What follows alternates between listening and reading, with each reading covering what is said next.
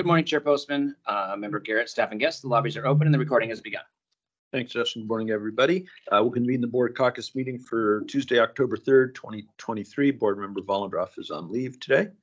Our first action item, well, no action, but our first update today is an update on the research program. And Dr. Kathy Hoffman, our research manager, is here at the table with me, and Sarah Oki, the research specialist, is online, as is, I think I saw Steve Ziegler too, who is the research analyst. So the whole team is here, and I'll turn it over to you, Dr. Hoffman. Great, thanks, Chair Postman, and good morning, Board Member Garrett. I'm just going to provide a brief update on where the research team is, since this is my last caucus, and the team will be reporting out from here on out, and then also provide an update on Cannabis Law desk book, and then the EMT update that I was going to provide next week. So I'll go ahead and start with research team updates. We are working on what's, we call a 30, 60, 90-day plan. So that kind of charts our pathway forward in terms of setting up infrastructure, so on and so forth. So Sarah and I have been working on that.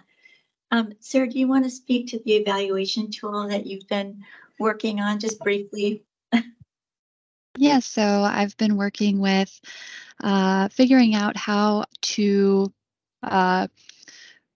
take the policy prioritization tool and form it into something that will work to figure out how to prioritize all of the great research topics that management and that different directors have asked for. So I've put together a working draft that we will be discussing at the next management team meeting next week.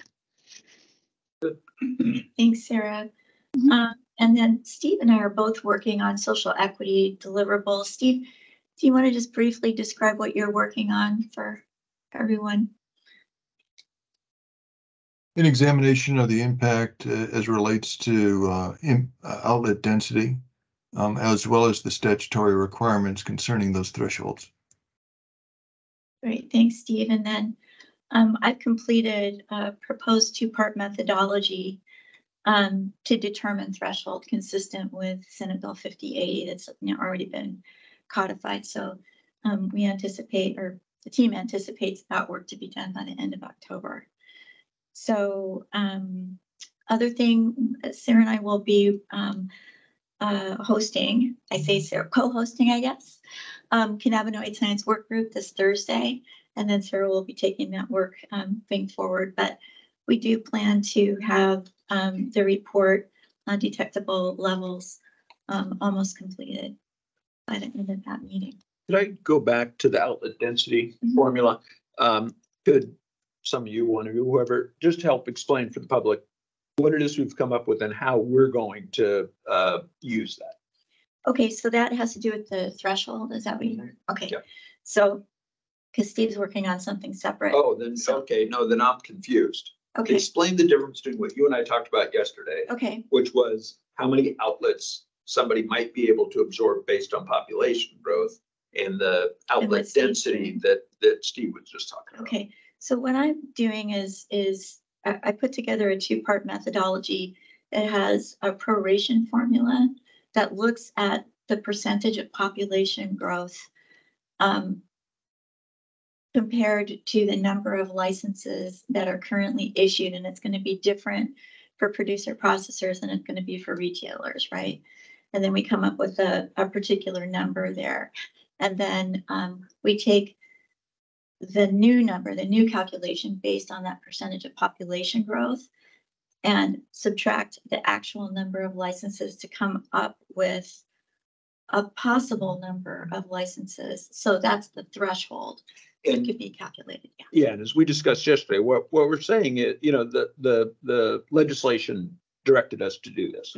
We don't, still in the end, we're not going to set the number of licenses, retail outlets that could exist in any license that could exist in any county. But we are trying to create a formula to give guidance essentially to those counties. That's correct. To say, we've looked at population growth, outlets, et cetera, et cetera. We think you in County X could, absorb another 4 outlets based on your population. And then it's up to them to do it or not. We can't create that part. Yeah, correct? and there And this will be in our rules? Sorry. Yeah. Okay, great. Yeah, it will likely be in rules. And again, the legislation is very specific, and it says a threshold for licenses that can be placed in these counties. Very specific. Not shall. Shall, not must. Yep. Yeah, and I just want to be clear that we don't have, the legislature did not give us the authority to adjust that in this rule package Mhm. to implement 58, right? Correct. Yeah. And then Steve, can you just briefly describe? yeah, tell me, explain a little more for me, Steve, what it is you're working on when you talked about looking at outlet density. The statute, both statutes, for example, RCW 6950345 as well as 335 have this consideration of outlet density. And the question becomes, what is the maximum as for a variety of reasons, whether it be public health or otherwise. So that subsequently caused us to examine the issue of the impact of outlet density. I mean, it could, at this stage, is that it could be positive. It creates competition, but at the same time, it might have negative outcomes in terms of increased use, advertising, exposure to minors, etc. So that's what I'm currently working on. Yeah, great. Okay, got it. Yes. So that's like what we Good saw. part. Yeah, what we saw in the WISA study, where they're making, I think, a suggestion that, though they say they don't really have a lot of evidence to back it up, right? That more outlets in an area could be contributing to higher use, right? Okay. And we're trying to figure out whether that's good, right? Or other data that might show us what's happening related to that. Yeah, and an awful lot of, when it comes to outlet density, is controlled locally by the local governing body, as far as, particularly as it relates to zoning, etc. Yeah, okay, great. Yeah, so in all these areas, we don't have that authority in the end, but we're going to be creating hopefully some guidance, See, some data that backs up maybe some of the things that's happening out there. Right. Yeah, okay, great. Thank you. I understand that. all right. So moving on, unless Sarah, Steve, anything else to offer? Sorry. Okay. No, I don't think so. Sure. All right. Thanks, Jen. So moving on, I just want to talk a little bit about the Cannabis Law Desk book. There have been several contributors. Well, I would say at least 3 or 4 contributors from LCB. I think at this point for the 3rd edition, it was just Mary Sagawa and I. I did contribute to the 3 original chapters that I wrote. So hoping that the agency can get a hold of that 3rd edition that just was recently released. For the chapters that I wrote to, and that was core licensing, core license types, packaging and labeling, and rulemaking. On the license chapter, there's a whole lot of content that I added with respect to social equity programs, and then some of the litigation trends around that, case law, that sort of thing. There's also several updates to cases that I'd written about previously on common license denial themes that we see. Some updates there, mostly coming from the East Coast. On the packaging and labeling chapter, there's an extensive update on new product types. So that's, many of the cannabis infused beverages, CBD infused beverages, those kinds of things. A lot of other products. And then there's an extensive update on intellectual property and trademarks.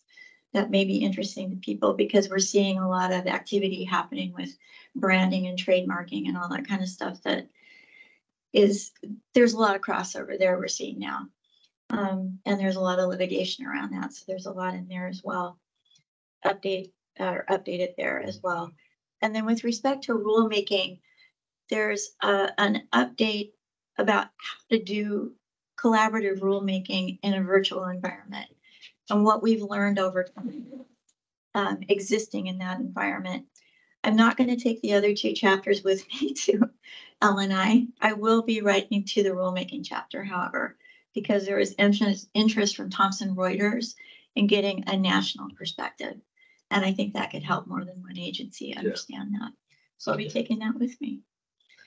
And then finally, I was going to do an EMT presentation next week on everything that I learned and the panels that I sat on at the Cannabis Research Conference in Colorado in October.